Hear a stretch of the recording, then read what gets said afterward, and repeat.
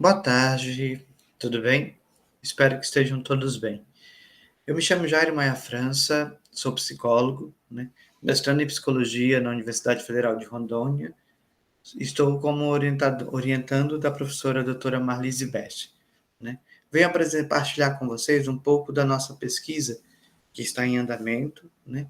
Que se chama As Margens do Rio Madeira, Mulheres Negras na Universidade Federal de Rondônia.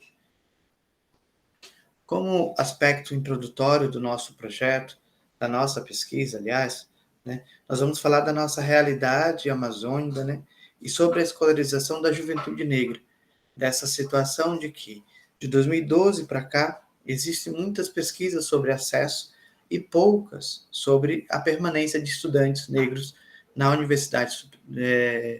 Na universidade. Outro aspecto é a relevância social para a nossa realidade, uma vez que falar sobre juventude negra no ensino superior, para nossa situação em Porto Velho, é falar de uma parcela da sociedade que não tem tanto acesso ao ensino superior. Né? O objetivo geral da nossa pesquisa é analisar como estudantes amazônicas negras da Universidade Federal de Rondônia significam a sua trajetória de escolarização e as vivências no ensino superior. Nós temos 5 objetivos específicos, né? Entre eles, um dos que vamos partilhar mais com vocês, o principal é que identificar os elementos que contribuíram ou dificultaram para a trajetória de escolarização das estudantes negras anteriores ao ingresso na Universidade Superior e compreender as transformações percebidas por elas em decorrência do processo formativo do ensino superior. Uma situação que todos nós precisamos levar em consideração é de que como que a continuidade da educação se deu através na realidade que vivenciamos nos últimos 2 anos por conta da Covid-19.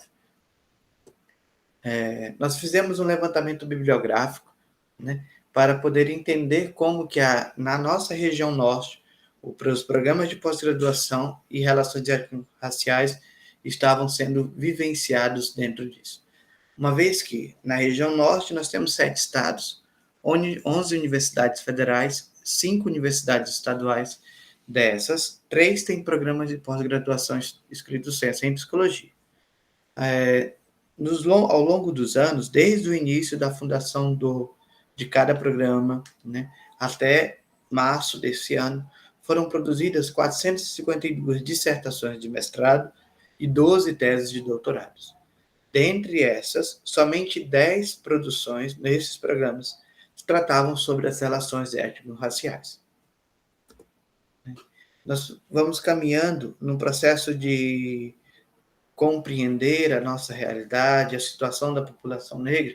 Nós vamos partilhar com vocês agora um pouquinho sobre a luta por direitos e o papel da psicologia. Precisamos compreender bem que as desigualdades étnico-raciais estiveram presentes ao longo da história do Brasil, ao longo da história da educação brasileira, através dos marcos legais. Né? E nós vamos detalhando sobre o combate ao preconceito e o direito à educação. Como que os movimentos sociais estudantis, o movimento social negro, né, foi influenciando o processo de construção de políticas públicas para o acesso à educação da população negra. Uma outra realidade é que a Amazônia ela tem uma particularidade de todo um contexto diferenciado. Ao tratar de Porto Velho, na nossa região, nós podemos nos perguntar que papel compete a uma psicologia escolar e educacional crítica para compreender essa questão do acesso da população negra no ensino superior. E por que não questionarmos qual papel compete à psicologia escolar e educacional crítica antirracista na Amazônia?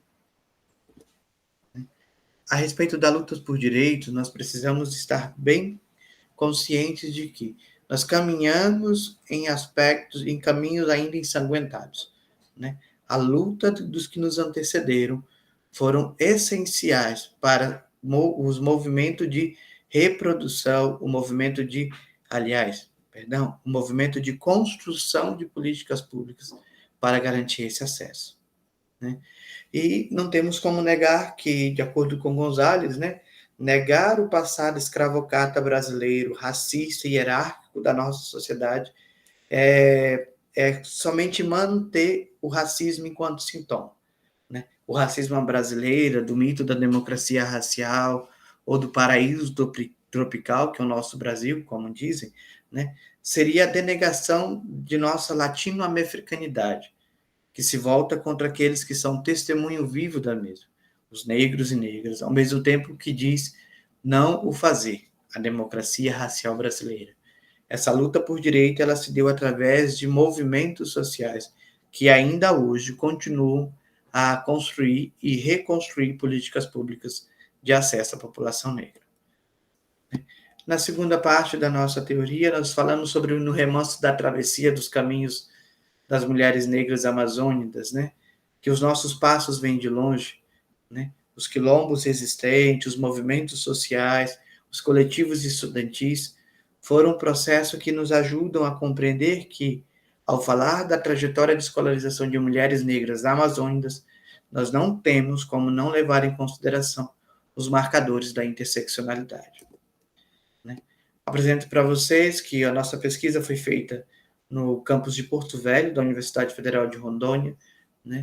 Nós temos 3 participantes, entre elas uma jovem de 19 anos, Neuza, e Eli, de 36 anos, e Sueli, de 26.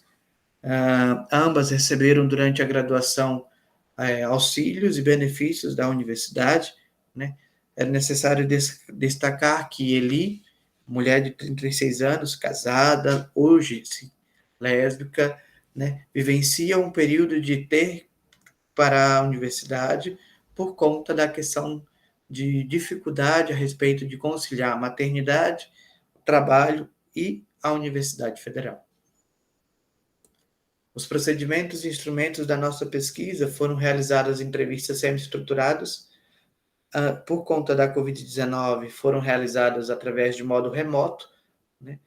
O termo de consentimento livre esclarecido foi apresentado também de forma remota e dado o aceite, né? E foram produzidos a questão do diário de campo, que nos auxiliou a compreender a nossa relação entre as participantes e eu, que me encontro dentro também dessa vivência da pesquisa. Né? A análise de dados ela se encontra em andamento ainda. Né?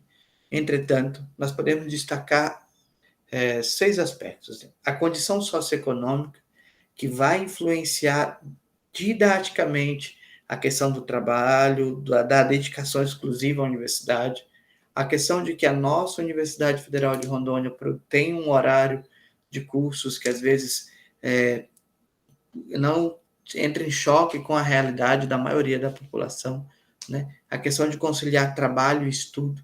Todas as participantes da pesquisa trabalham para poder também estudar, mesmo recebendo o auxílio da universidade. Né? A questão de que o acesso e a permanência no curso, ele se dá através de políticas públicas, de questão de envolvimento. Entretanto, a permanência no curso, ela fica meio que prejudicada diante de algumas situações por conta de sustentar a própria família ou de autossustento para aqueles que são mais jovens. Né? Uma realidade nossa é que o transporte até a universidade só possui uma linha. Né? Linha essa que, por conta da alta demanda, possui algumas limitações. Né? Outro aspecto importante a ser destacado na nossa pesquisa é que a maternidade e a escolarização são fatores que influenciam a permanência e a dedicação das participantes na universidade. Outro aspecto que foi destacado nas entrevistas foi a questão do assédio, de como que o corpo negro ele ainda é, hoje em dia, objetificado e deixado como se fosse algo de fácil acesso para qualquer pessoa. Aqui temos algumas referências utilizadas na nossa pesquisa e na apresentação, né? E obrigado.